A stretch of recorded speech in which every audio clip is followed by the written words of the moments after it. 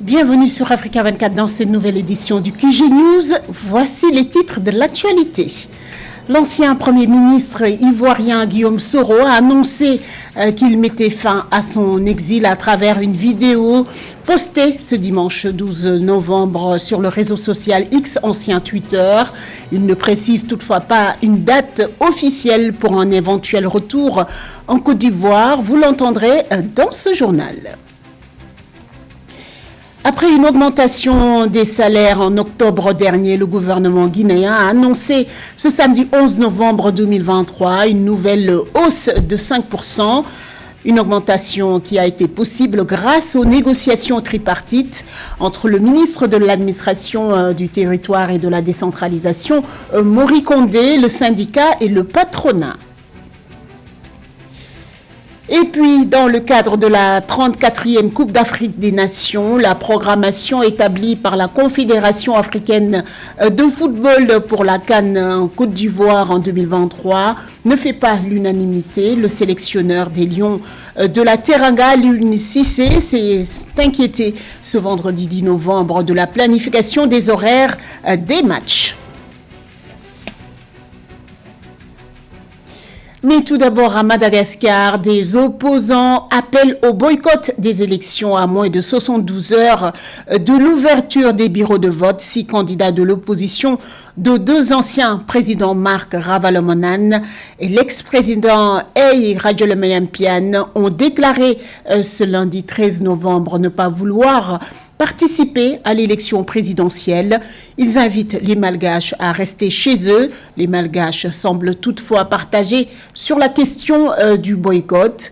Depuis l'annonce de la volonté du président sortant, Andry Rajoelina, de briguer en second mandat, le pays est en proie à des manifestations violentes. L'opposition menée par un collectif de 10 candidats dénonce des élections en faveur du président sortant. Ce dernier, de son côté, les accuse de vouloir déstabiliser le pays. L'ancien Premier ministre ivoirien Guillaume Soro a annoncé mettre fin à son exil, indiquant, je cite, « J'annonce ici et maintenant que je mets fin à mon exil ». C'est à travers une vidéo postée sur le réseau social X, ancien Twitter, que l'ancien rebelle a fait cette déclaration ce dimanche 12 novembre. Il n'a toutefois pas précisé une date officielle de son éventuel retour en Côte d'Ivoire. Pour rappel, l'ancien Premier ministre est en exil depuis 2019. Son exil l'avait conduit ces dernières années en France, en Belgique et à Dubaï. Il a également affirmé qu'on a tenté de l'arrêter à l'aéroport d'Istanbul le 3 novembre dernier afin de l'extrader en Côte d'Ivoire. L'ancien président de l'Assemblée nationale se trouve actuellement à Niamey, la capitale nigérienne, depuis le samedi 11 novembre, où il a rencontré le général Abderrahmane Chani, arrivé au pouvoir depuis le coup d'État du 26 juillet dernier. À noter que l'ancien protégé du président Alassane Dramane Ouattara est sous le coup d'une condamnation à perpétuité dans son pays. Son exil à l'étranger dure presque 5 ans. Je vous propose de l'écouter. Je revendique le droit légitime à la vie et je n'irai pas plus loin dans mon exil. Je refuse d'être un fugitif, d'autant plus que, devant Dieu et les hommes, je ne suis coupable d'aucun forfait qui mériterait un tel châtiment. C'est pourquoi j'annonce, ici et maintenant, que je mets fin à mon exil. Car il m'est pénible de vivre loin de ma terre ancestrale et natale d'Afrique. Je veux vivre dans la quiétude avec ma famille, mes proches et ceux que je chéris le plus. Je veux pouvoir contribuer à la réconciliation des fils et des filles de mon pays et apporter ma pierre à l'édification de la paix, de la concorde entre les peuples d'Afrique. Comment le secteur aérien africain a pu résister au Covid-19 malgré une perte de plus de 6 milliards de dollars due à la pandémie? Le secteur aérien africain connaît une croissance du trafic de 28,1% au terme du troisième trimestre 2023, selon l'Association du transport aérien international. Les explications de Midre Diamou. L'industrie aéronautique est en plein essor sur le continent africain. Au mois de septembre 2023, le trafic passager a connu une croissance de près de 28,1%, selon les chiffres de l'Association du transport aérien international. L'association indique que cette progression représente la deuxième meilleure performance par région du monde, même si la part de l'Afrique dans le marché mondial du transport aérien s'établit en 3%. Il y a tout lieu de croire que cet élan pourra se poursuivre au cours de la nouvelle année, malgré les incertitudes économiques et politiques dans certaines parties du monde. Les problèmes de chaîne d'approvisionnement dans le secteur de la construction aéronautique ont freiné la reprise et des solutions doivent être trouvées. Il en va de même pour les contraintes liées aux fournisseurs de services de navigation aérienne, aux défaillances d'équipements, aux pénuries de personnel et les conflits de travail. Le secteur aéronautique contribue pour plus de 56 milliards de dollars au produit intérieur brut africain et crée plus de 6,8 millions d'emplois. Les estimations de l'Association des compagnies aériennes africaines révèlent qu'au cours des 20 prochaines années, l'industrie devrait connaître une croissance de près de 6% par an, après avoir subi une perte de plus de 6 milliards de dollars due à la pandémie de Covid-19. La dynamique du développement du secteur aéronautique africain est très appréciable. Cependant, les pays africains devront dans l'avenir penser à faire des synergies, à s'assembler au point de vue continental, sinon régional, pour former de grands groupes aéronautiques qui pourront concurrencer les groupes aéronautiques mondiaux. Pour un meilleur relèvement du secteur, les experts recommandent une réduction des frais de voyage, ce qui pourrait entraîner une augmentation du nombre de passagers. Les données montrent par ailleurs une hausse de 30,1% du trafic passager mondial par rapport à septembre 2022, soit un taux de récupération d'environ 97,3% des niveaux d'avant la pandémie. Dans le reste de l'actualité en Guinée, le ministre de l'administration du territoire et de la décentralisation, Mori Condé, a annoncé ce samedi 11 novembre une augmentation de 5% des salaires. Cette augmentation a été possible grâce aux négociations tripartites entre le gouvernement, le syndicat et le patronat guinéen. Cette nouvelle hausse qui valorise les salaires à hauteur de 35%. Plus de précisions avec Samantha Sabero-Saboumangia.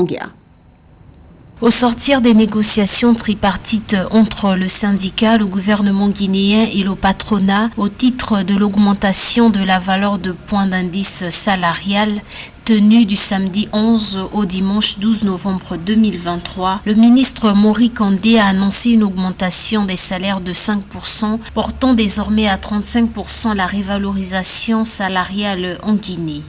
La hausse de 5% de revalorisation accordée par le gouvernement ce samedi est un acte à saluer, un acte à encourager et un acte à soutenir. Il faut rappeler qu'il vient s'ajouter aux 30% déjà accordés par le gouvernement. Le gouvernement démontre ainsi sa volonté en moins d'une année de revaloriser ce salaire à plus de 35%. C'est un acte qui prouve la bonne foi du gouvernement d'accéder aux différentes revendications des syndicats. Mais il faut rappeler que le gouvernement doit faire face aussi à d'autres dépenses et dans le contexte actuel économique, c'est composer les deux et ce n'est pas chose facile, chose aisée pour le gouvernement. À en croire le ministre Mori Condé, les 20% d'augmentation seront prises en compte dans la loi des finances initiale de 2024. Les 5% supplémentaires seront intégrés dans la loi des finances rectificatives de juillet 2024. Les 10% restants seront pris en compte comme suite, 5% dans la loi des finances initiales de 2025 et les autres 5% dans la loi des finances rectificatives de juillet 2025.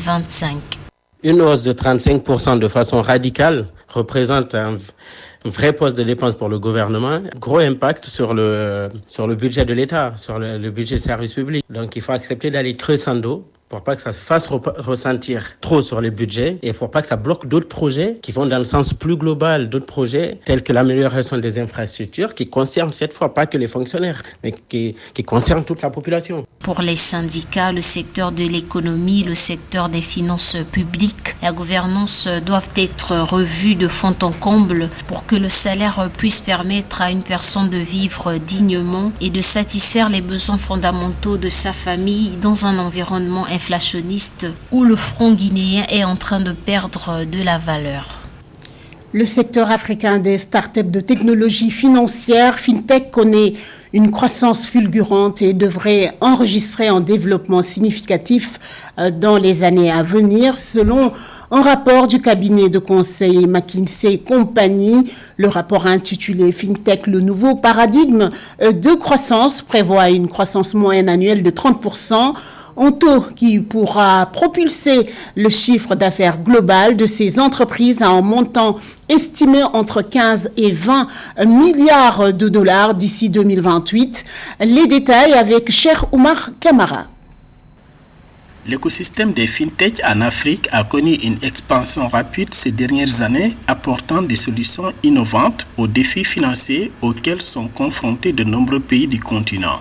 Grâce à l'adoption croissante des technologies numériques et à l'essor des services financiers mobiles, les FinTech ont réussi à conquérir un marché en pleine expansion. Selon le rapport de McKinsey & Company publié le 24 octobre 2023, cette tendance ne fera que s'accentuer dans les années à venir. Avec une croissance moyenne annuelle de 30%, les FinTech africaines devraient multiplier leur chiffre d'affaires par plus de 6 d'ici 2028. Cette performance exceptionnelle est principalement attribuée à l'augmentation de l'accès aux services financiers et à la démographie favorable et à l'innovation technologique. C'est donc un apport conséquent que cette FinTech apportera sûrement, lentement, mais quand on voit la croissance de 30%, l'on commence quand même à comprendre que dans tous les domaines, le numérique est en train de prendre quand même une position dans le dispositif de l'économie en général, mais du côté de la finance, c'est un apport extrêmement efficace qui peut être considéré comme l'avenir. L'analyse du rapport montre également que les FinTech pionnières en Afrique se concentrent sur des secteurs clés tels que les paiements numériques, la gestion de patrimoine, les prêts B2B et les transferts d'argent transfrontaliers. Ces domaines offrent des opportunités de croissance importantes et sont particulièrement adaptés aux besoins des populations non bancarisées et sous-bancarisées. Aujourd'hui, on constate effectivement l'augmentation exponentielle des demandes de financement, surtout pour les jeunes entrepreneurs. Et donc la FinTech devient un instrument, un outil extrêmement puissant, mais très efficace pour aller à la rencontre d'une cible qui très souvent n'a pas accès à ce financement classique. À l'échelle mondiale, les revenus totaux de la FinTech se sont établis entre 150 et 205 milliards de dollars en 2022, soit 5% des revenus totaux du secteur bancaire. Toutefois, il devrait plus que doubler dans les années à venir pour se situer entre 325 et 463 milliards de dollars d'ici 2028. Dans l'actualité sportive, la programmation établie par la Confédération africaine de football pour la CAN Côte d'Ivoire 2023 ne fait pas l'unanimité. Le sélectionneur des Lions de la Teranga, Alioune Cissé, a souligné ce vendredi 10 novembre son inquiétude concernant la planification des horaires des matchs de la CAN 2023. Selon lui, la programmation pourrait avoir un impact négatif sur la performance de son équipe. Des précisions avec ce sujet de Cheikh Oumar Kamara. L'entraîneur de l'équipe nationale du Sénégal, Aliou Cissé, a fait part de ses préoccupations lors d'une conférence de presse tenue vendredi 10 novembre 2023. Il a exprimé son mécontentement concernant la programmation des matchs de la Coupe d'Afrique des Nations CAN 2023 tout en abordant la préparation de son équipe en vue de la compétition qui se tiendra en Côte d'Ivoire. Aliou Cissé a souligné son inquiétude quant à la planification des matchs de la CAN 2023, affirmant que cela pourrait avoir un impact négatif sur la performance de son équipe. Aucun médecin qui vous dira que jouer à 14h, c'est bon pour la santé des joueurs.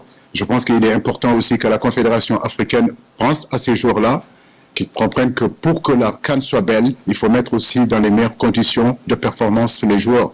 Aujourd'hui, on ne peut pas être performant en jouant à 14h. Et je le dis, il n'y a pas que moi qui est dans cette situation. Le sélectionneur sénégalais a également abordé la question du manque d'efficacité des attaquants sénégalais en club, ce qui constitue une préoccupation majeure pour lui en vue de la CAN Côte d'Ivoire 2023. Selon Aliou Cissé, cela peut être un problème pour les Lions de la Teranga lors de la compétition. C'est vrai, quand on regarde aujourd'hui les ratios de buts depuis le début de la saison, on peut s'inquiéter des ratios de buts marqués par nos attaquants.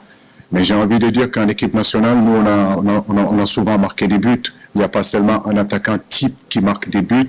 Et si vous regardez depuis des années et des années, ça faisait longtemps quand même qu'un attaquant, un numéro 9, marque plus de 20 buts ou bien 30 buts au niveau au Sénégal. Je crois que le dernier qui avait marqué plus de 20 buts, c'était Sadio Mané. Et on est bien d'accord que Sadio Mané n'était pas un attaquant et c'était une exception.